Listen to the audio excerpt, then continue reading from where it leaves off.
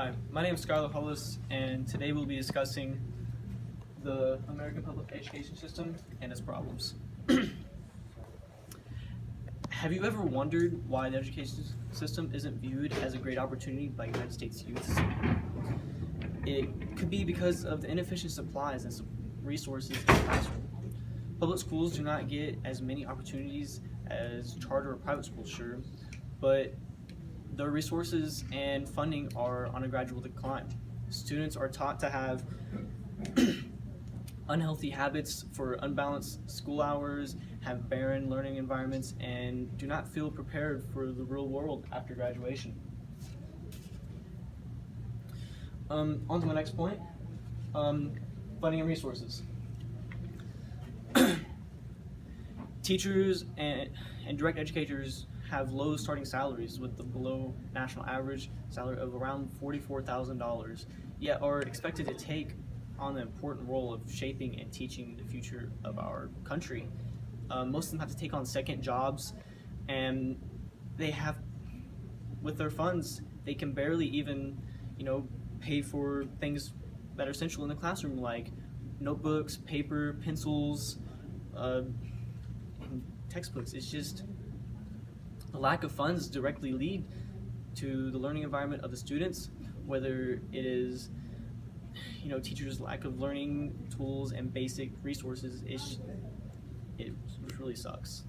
Now, on to my next point, education reforms.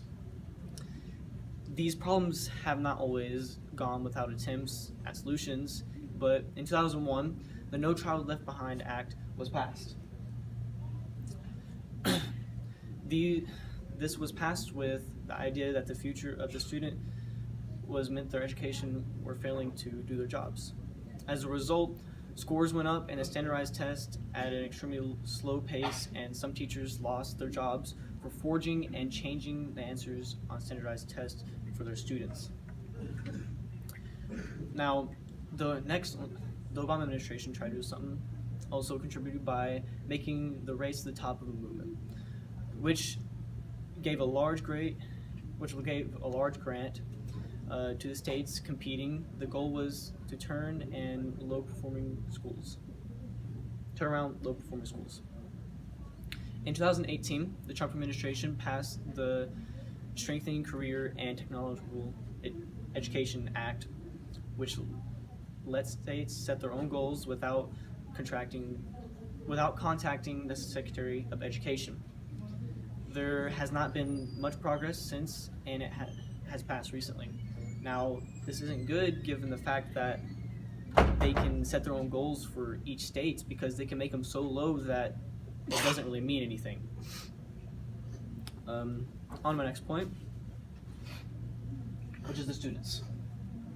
The students are subjected to move standardized tests to show that place and establishes the mindset to the kids in just numbers, as we're just numbers, and that's honestly what it feels like. If students are required to have schooling, then those who can afford better education better be able to have access to the same opportunities as others. Now, according to CDC.gov, 93% of American high school students are waking up earlier than the national suggested time of 8:30 in the morning. This time is set so students are prepared for their education without the risk of sleep deprivation. And luckily, our school does this, but when I went to Warren County, I'd have to wake up around 5:30 just to get on the bus in the morning. And your brain doesn't fully wake up till around 10 a.m. Now, for my conclusion, well, not conclusion, but our solution.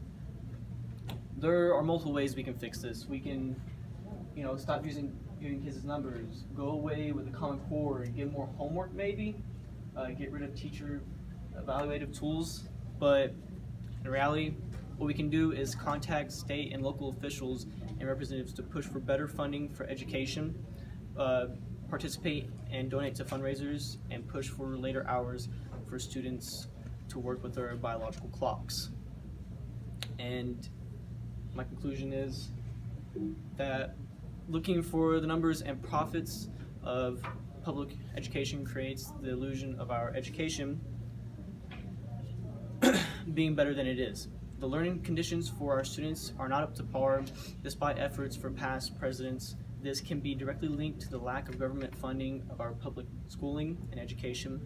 By becoming more involved, this generation and the following can be prepared for functioning members of society. My name is Skylar Hollis, and this is my problem and solutions piece.